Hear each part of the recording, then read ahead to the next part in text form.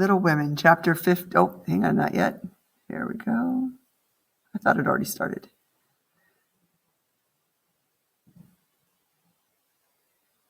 Okay. Little Women, chapter 15, New Impressions.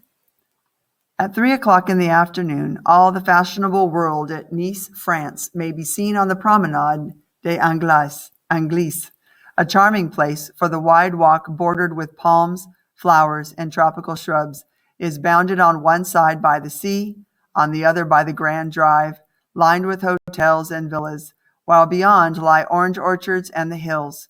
Along this walk on Christmas Day, a tall, handsome young man walked slowly with his hands behind him. "Oh, Laurie, is it really you?"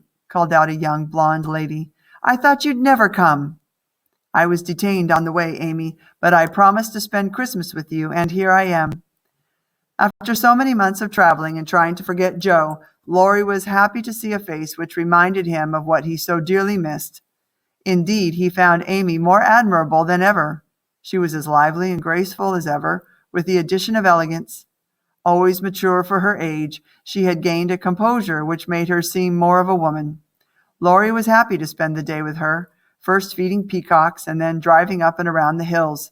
When finally he took his leave of her, he promised to return in the evening to escort her to a Christmas ball. Amy deliberately primped that night, saying to herself, "I do want him to think I look well, and tell them so at home." Truly, Laurie thought her unusually attractive that night, as he accompanied her to the Christmas party. Before the evening was half over, he had decided that little Amy was going to make a very charming woman. Amy did not know why he looked at her so kindly, nor why he filled up her dance card with his own name and devoted himself to her for the rest of the evening in the most delightful manner. But the reason for this change between them was the result of the new impressions which both of them were giving and receiving. Laurie went to Nice expecting to stay a week, and remained a month. He and Amy took comfort in each other's company, and were much together, riding, walking, dancing, or dawdling. Laurie thought that the task of forgetting his love for Joe would absorb all his powers for years, but to his great surprise, he discovered it grew easier every day. One day, in his room, he glanced up at a picture of Mozart and thought, well, he was a great man, and when he couldn't marry one sister, he took the other and was happy. Let us leave Laurie and Amy for a moment and return to dear Beth.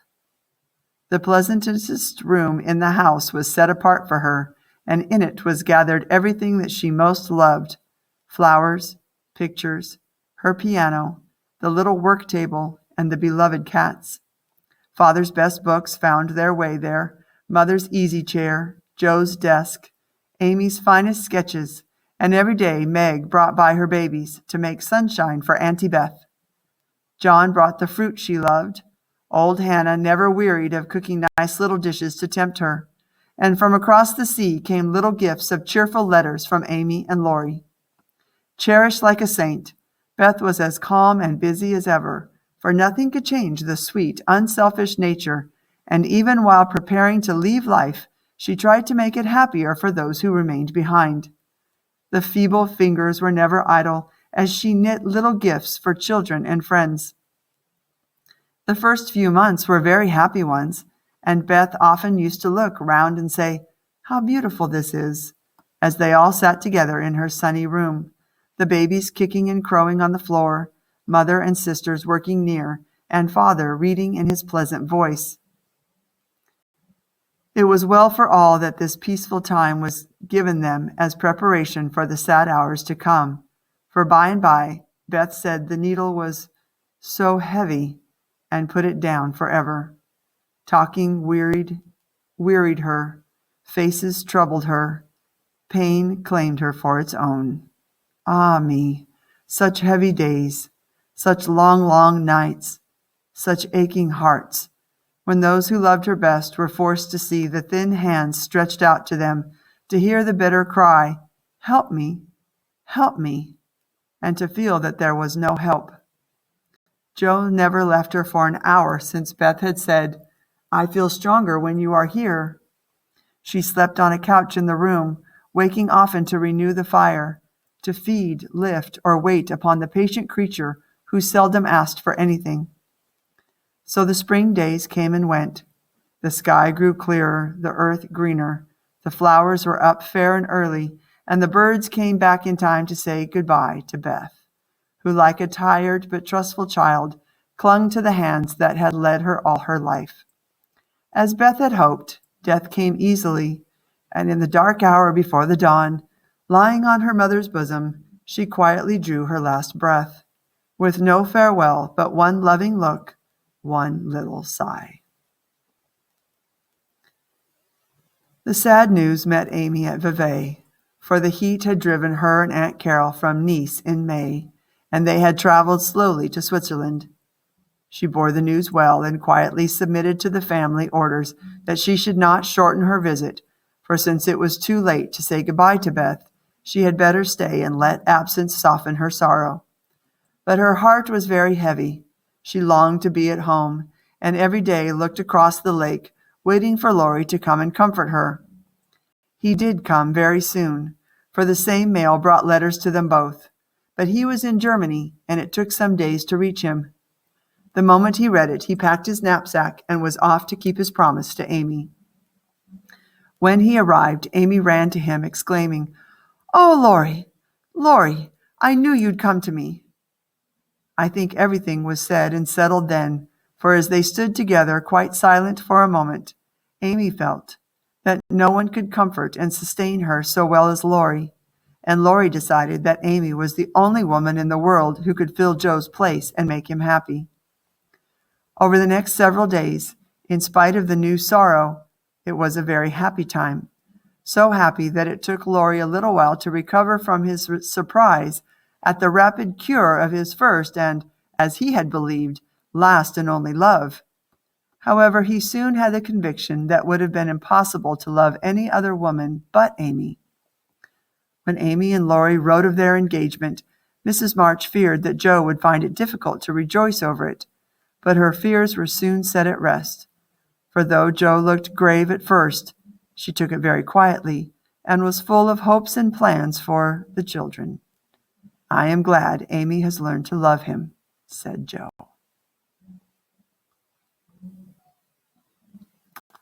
Okay, so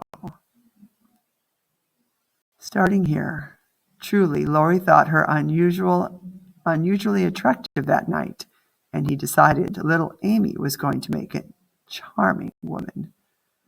So now he finds himself attracted to Amy. So let's go to Laurie's page. We might still be on it. No, we're not. We're on Beth. Okay, so I'm going to go down to Laurie. And this will be interior monologue for him, things that he's thinking to himself. So we'll click on this text box, enter, and down to 10. Oops, one too many. 9, I went to 10. There we go. And paste.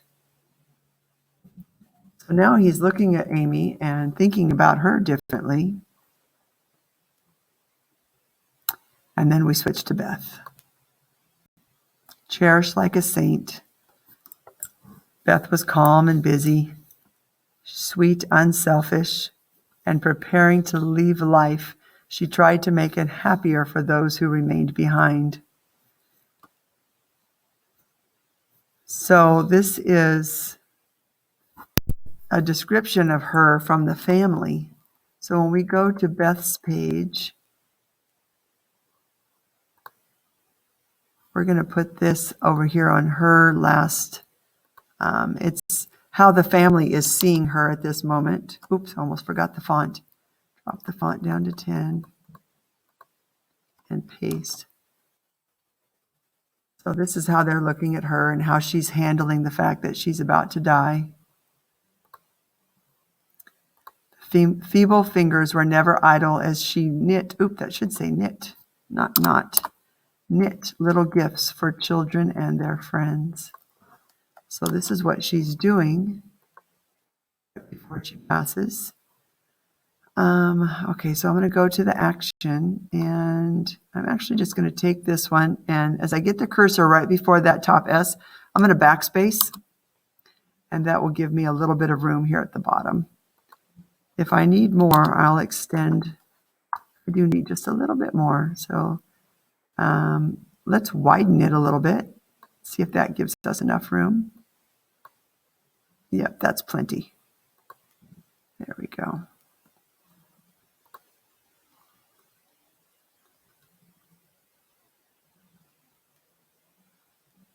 Oh, we might need more.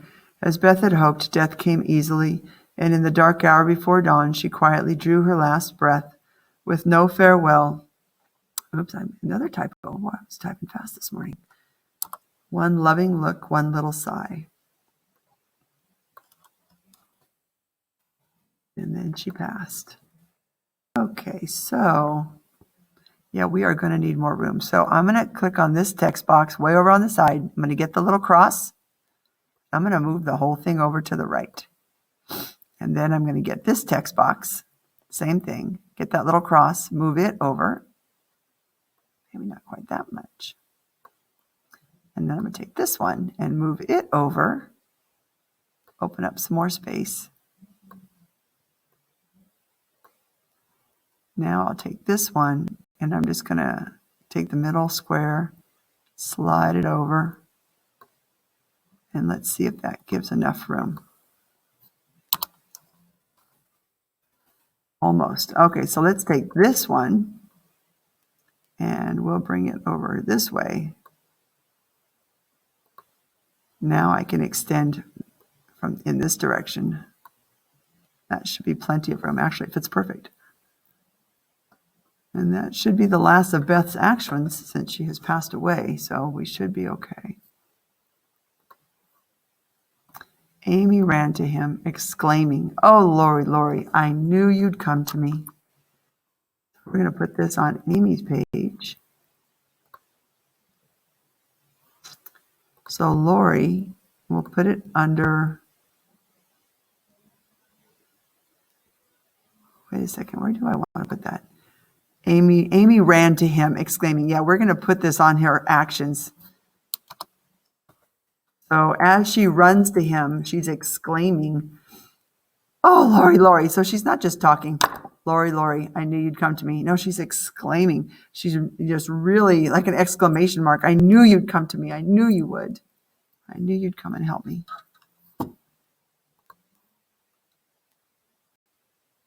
That's the last one. So they get married. So Amy and Lori are married. So a lot has happened in these two chapters. Beth has passed away. Joe has made a new friend in Friedrich Baer, Professor Baer. She won't marry Lori, and Lori falls in love with Amy, and they get married. So a lot of events. And it looks like it's happening in a very short time, but really it's happening over months of time. And it's just because the book has been shortened that it seems like it's happening quickly, but it's actually taking longer. In real life, it's taking longer than what it seems.